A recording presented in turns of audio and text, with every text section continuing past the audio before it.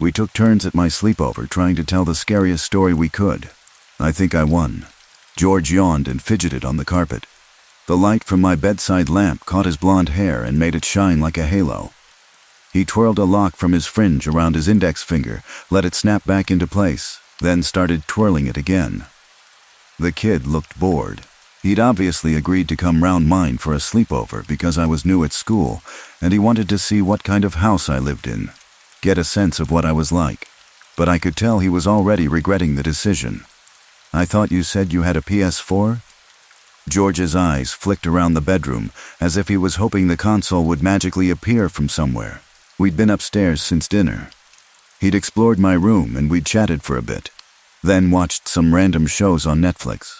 Things were going okay at first, but as the last light bled out of the day and the sky outside darkened, I could tell George was losing interest. That was when I suggested we do something a bit different. "Nah, I don't have one," I said. "Sorry, are you still up for having a go at this game, though?" "What, telling each other stories? Isn't that little kid stuff?" George glanced at the watch on his wrist. I followed his gaze. George's watch was the first thing I noticed about him. He sits in front of me in English, and I spotted the watch after a ray of sunlight glinted off its face and caught my eye. It's a really nice watch. Most of the kids in my year have digital watches, those blocky ones that light up when you press a button on the side, but George's watch was different. More adult. It was one of the reasons I'd picked George to invite to over. "Hey, can I try your watch on?" George looked up at me and frowned. "What?" "Your watch. Can I try it on? It's really nice." George stared at me for a second longer. One hand moved to touch the strap on his wrist, as if to make sure it was still secure. "Sorry, I don't let anyone try my watch on. My dad says I'm not allowed." He glanced around the room once more, his eye going from the door to the dark window. He sighed. "Okay, let's play this dumb game then. What do I have to do?" Ignoring the bored look on his face, I smiled. "It's really easy. We just take turns telling each other a scary story. Like the scariest story you can possibly think of. Then whoever's is the scariest wins the game." George rolled his eyes. He stretched his long legs out in front of him. "I don't know any scary stories. Besides, I think I might get some sleep soon. I'm pretty tired. Come on, just one each. You must know at least one scary story. Everyone does. Plus, I know loads of good ones." I watched George's face for a reaction. "Unless you're one of those kids that frightens easily, that is, then I guess you might not like the game." It was a risk, but George bit. "I'm not scared of anything." The skin below his blonde hair creased into a frown. "I've watched horror films with my big brother that are rated 18. We even found one on YouTube that's been banned and I still watched it." I didn't say anything, just looked back at George and smiled. After a few seconds, he let out another sigh. "Fine. Let's play your stupid game then. But after you're done failing to scare me, that's it. I'm going to bed." George went first. His story wasn't bad, in fairness. It was one he said his uncle told him a couple of years back. Nothing I hadn't heard before. Basically, there are two kids, and one of them gets hit by a car and dies. After the funeral, the mother gives the surviving kid some money to go and get liver from the store, something to cook up for dinner. Because he's sick in the head, though, the kid pockets the money, digs up his brother, and removes his liver instead. Then, later that night, the dead brother rises from his grave to come and get the kid in his sleep. It's a decent enough story, but I'd heard it 100 times already. I didn't let on, though. I made all the right faces and jumped at the right parts. George got quite into it. He gestured his arms, and his watch glinted in the light from my bedside lamp. His blonde hair spilled across his forehead. He was so into the story he didn't seem to notice. After it was over, he sat back, brushed the hair from his eyes, and grinned. "I thought you were going to shit yourself at one point," he said. "You might as well give up now anyway. I'm not scared of anything." I looked across the room at him. The house was quiet now, and had been for a few hours. When we'd first come upstairs, there was still noise coming from below. The faint sound of the TV in the lounge, the rattle of plates being put away in the kitchen. Now, there was only silence. Beyond the bedroom window, Tree branches rustled in the wind. The occasional car passed by on the road outside. That was it. I grinned at George. So you're not scared of anything at all? Nope. Nothing, not even stories that are true? George let out a bark of laughter. Nice try. Just hurry up and get it over with, will you? I'm already bored. Okay, fine. I shuffled forwards on the carpet so I was sat closer to George. Our knees were almost touching. George frowned, but he didn't move. My story is about a family, I began. A family that looks normal enough on the outside, but isn't really normal at all. George rolled his eyes again. He was starting to annoy me quite a lot by now, but I didn't let on. I just carried on with the story as if I hadn't noticed.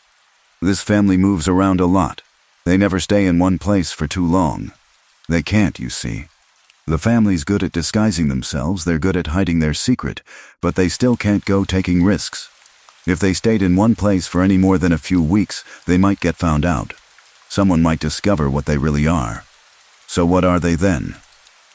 I wanted to tell George not to interrupt, to just sit still and listen to the story, but I bit down the urge. Instead, I just grinned at him.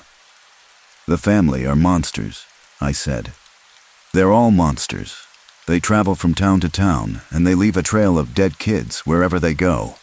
I paused, expecting George to interrupt me again, but he didn't.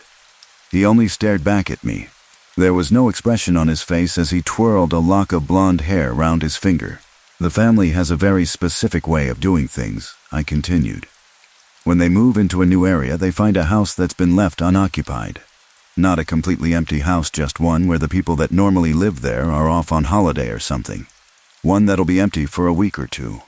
The family doesn't need long. See, a couple of weeks suits them just fine. So they break into this house, and then they go about setting the trap. It's their own kid they use. They send him off to make friends in the neighborhood.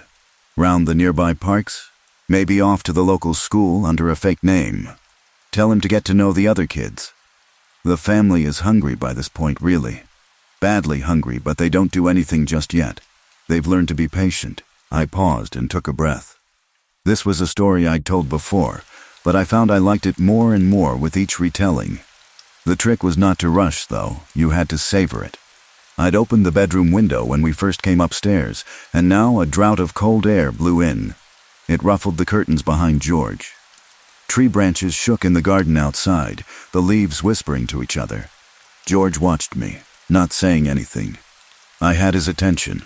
The kid's parents don't have to wait long, I continued. They never do. They've trained the kid well, see?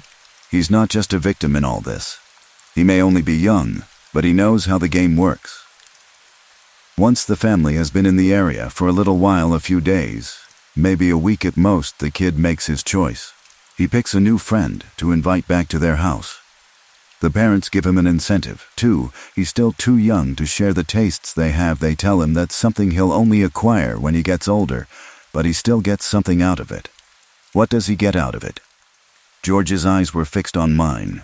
His finger kept twirling the same lock of hair, over and over again. He gets the other kid's stuff, I replied. Whoever he picks. He gets to keep all their belongings after his parents are finished with them. Somewhere in the house below us, a door slammed. George's eyes flicked away from mine towards the bedroom door, then back again. I smiled at him. So George kept his eyes on me as he tried to formulate the question. So, what exactly do the parents? What do they do with the kids they take? Oh, they eat them, I replied. They eat their insides.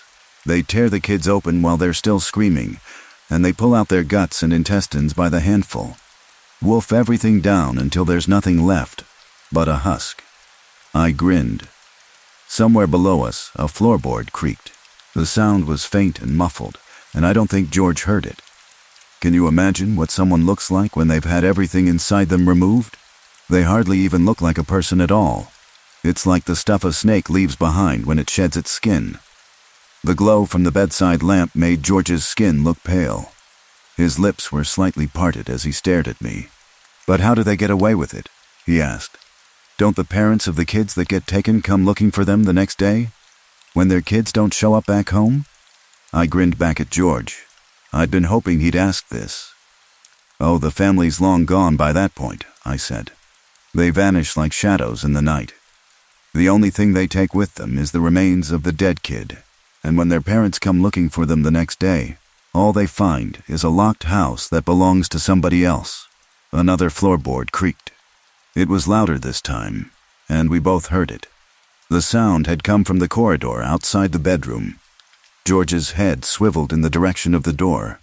His eyes were wide in his pale face. "What was that?" "Oh, that was nothing," I lied.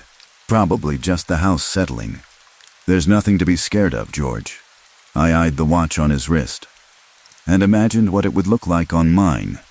From the corridor outside came the soft sound of approaching footsteps.